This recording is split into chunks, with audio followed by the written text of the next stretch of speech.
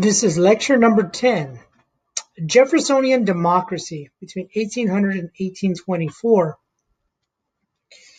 This and the next two lectures are kind of connected under the spirit of the Democratic Republicans, the presidencies and their policies early in American history.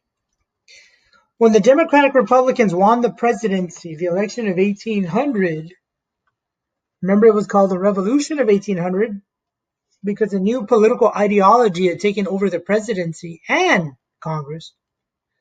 A lot of people were expecting huge changes. But the reality is Thomas Jefferson brought about moderate change. Ironically, the Bank of the United States that he had protested, he retained it. He made no effort to get rid of it. He kept the tariffs. He did nothing to break the funding at par of the bonds. He did nothing to end the assumption of state debts. He actually kept a lot of, well, he recognized Hamilton's financial plans were working, and he kept a lot of it. He did repeal the excise taxes. And of course, repeal the Alien and Sedition Acts. So again, some of the goals of Jefferson, at least the things he preached about before the presidency, he recognized the reality that some were being successful, and he kept them in place. He didn't touch them. Now, soon after he became president, the Federalists did not go away.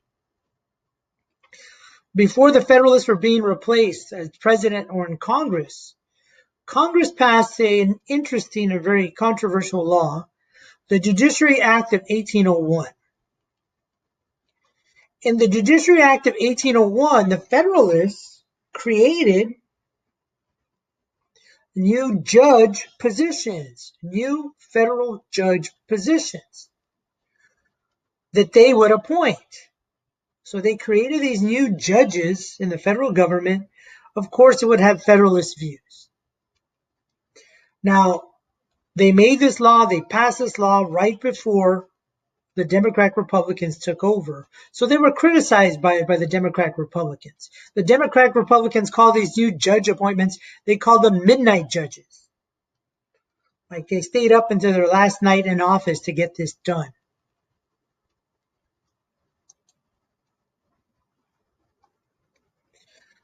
Now the courts, again, being a separate branch of government, would continue to be dominated by Federalists.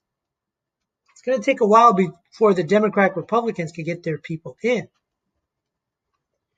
Now, he would be the second Supreme Court Chief Justice in American history, but some people call him the most important, or at least the one that's going to have the most impact. The second Chief Justice appointed to the Supreme Court, Chief Justice, and that, he directs the Supreme Court. And one with Federalist ideas was one John Marshall. And he's considered the most important Chief Justice in American history because some of his decisions would be the foundation of American government, especially the Supreme Court. He's the most famous Chief Justice, and he would preside, he would rule on the most famous Supreme Court case in American history, Marbury versus Madison, which took place in 1803. To give you background, and some of my students get a little bit lost on what took place in Marbury versus Madison in 1803. Marbury was one of those midnight judges that was supposed to be appointed to a new job as a judge. James Madison was a vice president under Jefferson. It was his job, really his responsibility, to give him that job. Well, Madison did not give the midnight judges their job because they didn't agree with it. They didn't think it was right, the appointment of these midnight judges. So Marbury took Madison to court, to the Supreme Court, for his job. Now we see the picture over here on the right of this dilemma. Now, what was the expectation? Marbury was a Federalist appointment. You have a Supreme Court with John Marshall. They're mostly Federalists. Everyone expected them to rule in favor of Marbury for him to get his job. But John Marshall and the Federalist Supreme Court took the opportunity to do something that would strengthen the Supreme Court. And surprisingly, they would rule in favor of Madison, actually declaring that midnight judges, that law was unconstitutional, the Judiciary Act of 1801. Now, it made no sense, right? A Federalist ruling against a Federalist judge. But this is why. Marshall saw the opportunity for the first time in history for the Supreme Court to declare a law passed by Congress as unconstitutional, setting a precedent, a first-time event that gives them the power to do it in the future. This power is called judicial review. And you can see it down here at the bottom. The U.S. Supreme Court has the power to determine the constitutionality of laws, judicial decisions, or acts of a government official. Marshall used this case to give the Supreme Court this very strong power, sending a message to Congress, sending a message to the president that we can determine if your actions or laws are constitutional. And with them being Federalists and the Congress and the presidency dominated by Democratic Republicans, it sent a message that we're going to look at your actions very closely. And we can kill your actions. We can stop your actions. So even though Madison won, the Democratic Republicans were now very concerned that this Federalist Supreme Court had this power over them. And this sets a precedent, a first. To this day, that's an important power of the Supreme Court. They can determine the actions of others as unconstitutional. It strengthened their power. John Marshall, early in his career, will not stop there. Remember, he's a Federalist. He believes in the power of the federal government. And early in our country's history, the states will challenge the power of the federal government. And that's what this picture down here represents. The states would challenge the power of the federal government. And of course, being a Federalist, he's going to take the opportunity, for the most part, to rule against the states and lift the level of the federal government. And these are some of those examples. The Supreme Court case known as McCulloch versus Maryland, 1819. Well, the state of Maryland, the government of the state of Maryland, was mostly Democratic Republicans. And they did not agree with the National Bank. So the state of Maryland put a tax on the National Bank. McCulloch here being the plaintiff, he challenged that power. It went to the Supreme Court. The Supreme Court ruled in favor of McCulloch, sending a message to Maryland. You cannot tax the National Bank. You know, that's a national organization. Only Congress can regulate, can make rules on a federal organization. So again, the Supreme Court shot down Maryland, the power of states to do something like that. And then there was Cohens versus Virginia, 1821.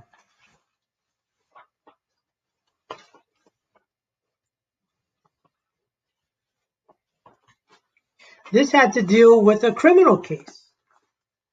The state of Virginia found Cohens guilty for selling illegal lottery tickets. Well, the Supreme Court overturned that conviction. The Supreme Court, the federal Supreme Court, overturned the decision of Virginia. So they shot down the power or they told all the states, but particularly Virginia, we can overrule a state decision. And then there was Gibbons versus Ogden, 1824, also known as the famous Steamboat case. Ogden owned a steamboat company, shipping company, and he worked out a deal with the state of New York to have a monopoly, to be the only steamboat company that could move goods between New York and New Jersey. Well, Gibbons was a competitor, and he challenged this case. The Supreme Court under John Marshall ruled in favor of Gibbons. And here's what they told, not so much Ogden, but here's what they told the state of New York. You cannot give a monopoly of trade when it's between two states. The Supreme Court told New York,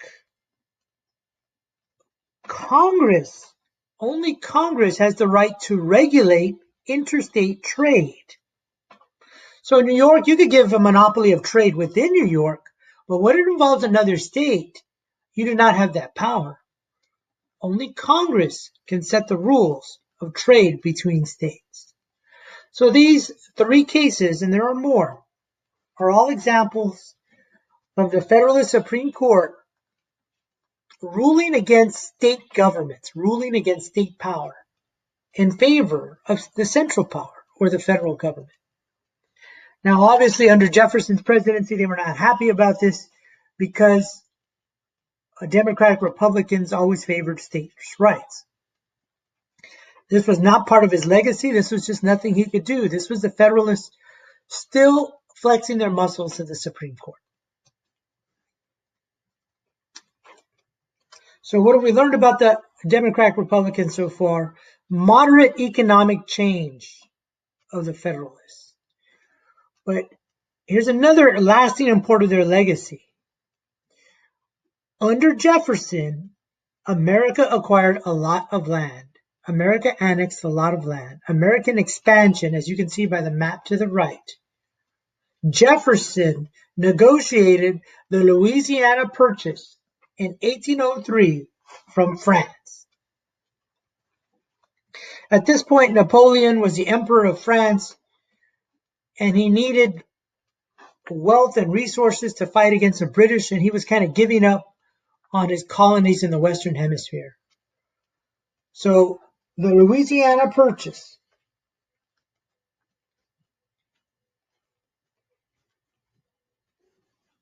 was bought from Napoleon in 1803 for $15 million.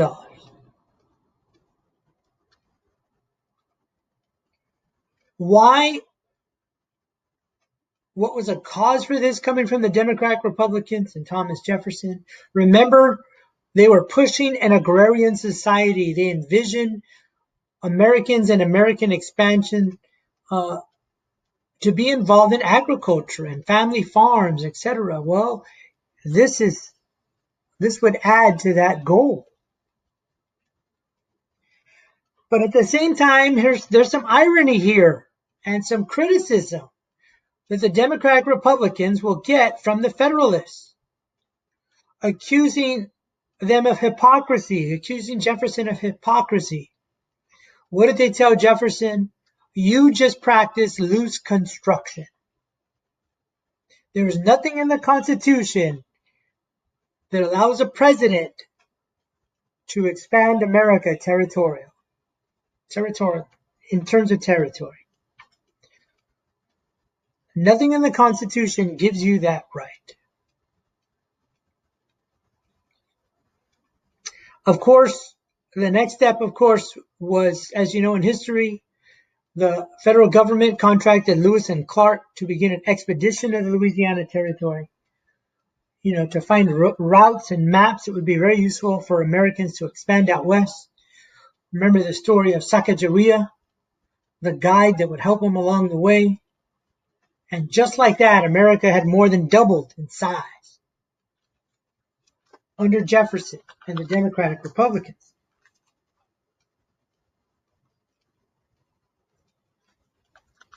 In terms of foreign affairs, and you could consider that a foreign affair, negotiating with Napoleon the purchase of all that land. But in terms of foreign affairs, Jefferson would face a challenge. We would be in the middle of the Napoleonic Wars yet again, which was a continuation of the French Revolution, when the nations of Europe were at war, especially Britain and France. And again, we were being harassed, we were being intimidated by both sides at a country that is young and trying to establish itself. Jefferson's response, the Democratic-Republican response, was passing the Embargo Act of 1807. The Embargo Act of 1807, an embargo means when we end trade. We would end trade with both the British and the French unless they stopped harassing us, unless they stopped attacking us. And again, we would see the British resorting to British impressment. There's a picture of it. Stealing and then impressment of our soldiers. Now, this Embargo Act did not go well with the Federalists because they were all about industry and trade. And the Embargo Act of 1807 against the Napoleonic Wars had both a short and long-term impact. In the short term, it hurt our economy. And in the short term, it really had no influence on the British and French. It hurt us more. And while that might be a negative thing, there was a positive long-term impact to the Embargo Act, which Jefferson will renew, and the Democratic Republican presidents after him will renew. They will keep up with the embargoes. But the long-term impact is it helped us to be more economically independent. We could survive with trade between the states. And the other long-term impact of the Embargo Act of 1807 is it would help spark the second industrial revolution in America. See, we had to find other ways of producing goods and selling goods, helping us to be more innovative and industrial. So the Embargo Act, again, we were more economically independent, and it actually sparked the second industrial revolution in America. So Jefferson's legacy, while he was president, we look at the moderation of change, especially economically in America. Think about those examples. We look at the expansion of America and how he kind of went against his ideas because he saw it as a priority in other ways. And then, of course, the embargoes, this use of these embargoes against the Napoleonic Wars.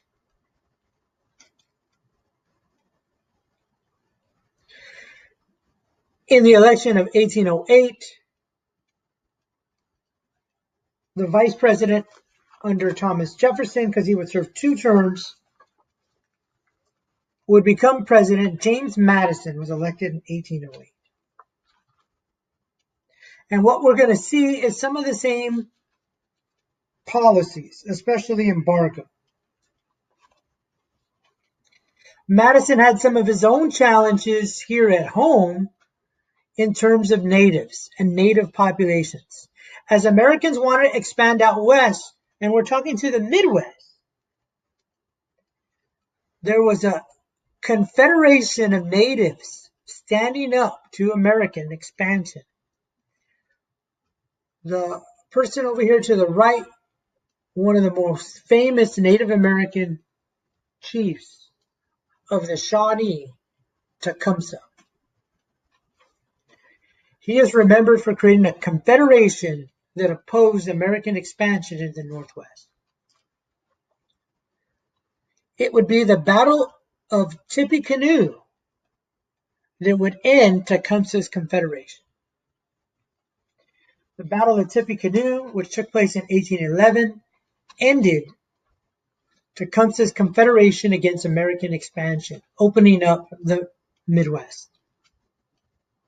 And also the American general, and you look down here, during the negotiations, but eventually he would win, the American general at the Battle of Tippecanoe, and future American president, General William H. Harrison.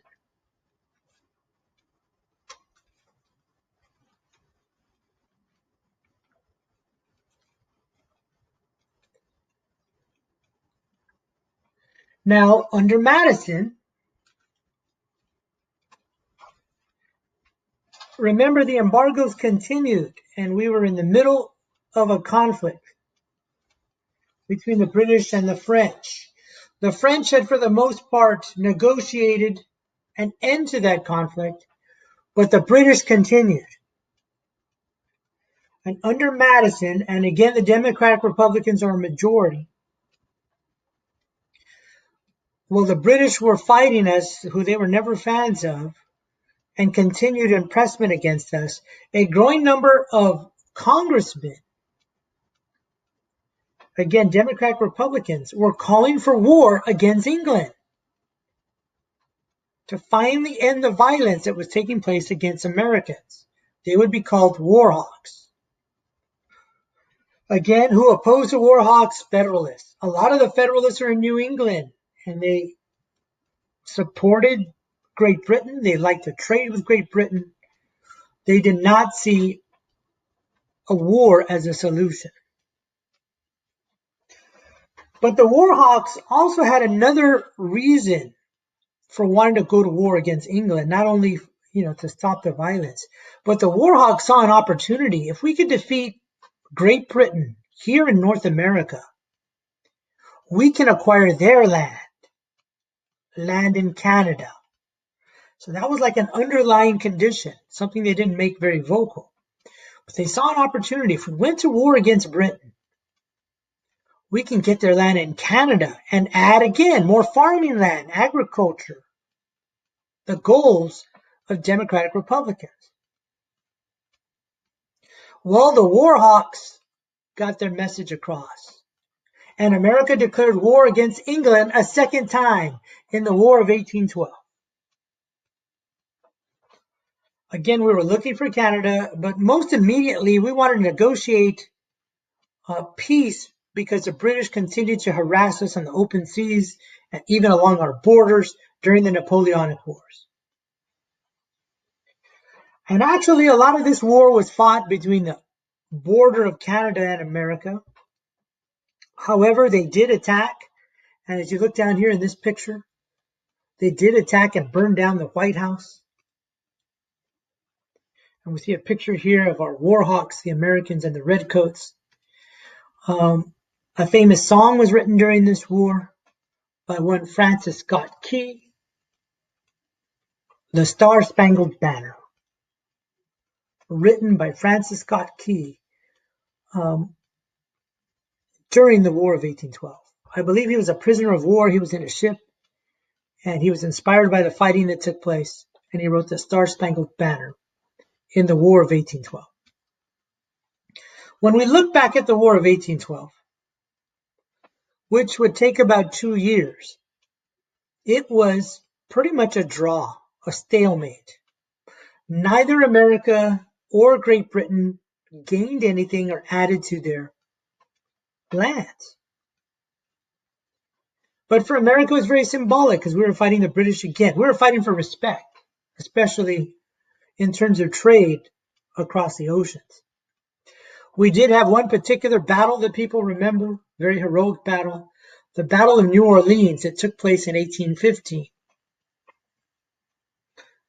A battle that actually took place after leaders on both sides decided to end the war, or, a temporary truce. But the Battle of New Orleans is one of those moral victories for America because we were outmatched. We defeated a larger British army, and it also made a hero of a future American president, General Andrew Jackson. So General Andrew Jackson led American forces to victory in the Battle of New Orleans, 1815. And I told you, battles and and events of war are usually not that important of AP US history. But, the causes, why do we go to war, that's important. And any developments during the war that kind of changed America, politically, economically, or socially, is important. And that's where the next term is really important. The Hartford Convention that took place between 1814 and 1850. Hartford is a city in Connecticut. Let me tell you why this event is important. During the war, who opposed the war? Don't forget, Federalists opposed the war. They traded a lot with Great Britain. The war, their trade, their industry suffered. New Englanders did not support the war, and in some cases, New England did not, they purposely did not allow their troops, like their state troops, to engage in the war. They didn't cooperate. And the Hartford Convention is the biggest example of that. New England Federalists came together in this meeting and proposed to our government that the government pay them, that the government compensate them, that's another term, that the government pay them for the money they were losing during the war because of trade. Heck, some in the Hartford Convention were even calling for secession, making their own country out of New England. A more radical element. But the most common theme that came out of the Hartford Convention, again, New England Federalists were asking for compensation. We're asking for money from the federal government because the war was hurting them. Well, to the rest of America, the Hartford Convention looked very unpatriotic, uncooperative. You might argue that the Hartford Convention would end the Federalist Party. America would never look to them again as an important party, as an important political party. It really hurt their power. Because of the Battle of New Orleans. And then shortly afterwards, or during, we would end the conflict. The Treaty of Ghent officially ended the War of 1812 between America and Great Britain. And the treaty just really recognized that neither side had anything to gain. Neither side gained anything. We never got Canada. It was kind of like mutually ending the conflict. But to America, it's going to mean so much more. To America, it's going to mean we defeated one of the greatest military empires in the world a second time. It's really going to lead to American nationalism, a nationalist spirit. But of course, the Federalists would never recover because of the Hartford Convention. Some saw it unpatriotic, almost treasonous in a time of war. Now, under Madison, when we talk about economic policy, we have a very unified government, right? One political party that's dominating. But economics always divides America. And under Madison, the gentleman on the right is Henry Clay, that would serve different purposes in the Senate and Secretary of State. He would propose a new economic system to continue American prosperity. It was called the American system in the early 1800s. Well, Henry Clay wanted to renew the National Bank. Henry Clay wanted to make a new tariff to protect American businesses. And Henry Clay proposed internal improvements. We're talking about roads and bridges and these types of things to improve American society. The Democratic Republicans, of course, the majority here, they argued, they debated the American system. This was an issue that would start to divide Americans, especially North and South, as you can see down here. The South was not very happy about the internal improvements or the tariff. So slowly, we're going to see some division in America economically because of Henry Clay's American system. And Congress would pass the National Bank and the tariff, but Congress would never pass the internal improvements. So we're looking again at the presidencies of Jefferson and Madison, Democratic Republicans. The focus on these themes are Jefferson. How successful, and let's take a look at both. When we say the Jeffersonians, we're talking about the Democratic Republicans under Jefferson and Madison. How successful were they in achieving their goals between 1801 and 1825? The second thing, to what extent did President Jefferson stay true to the ideals he held in the 1790s? When he was criticizing the Federalists, to what extent did he stay true to those ideas?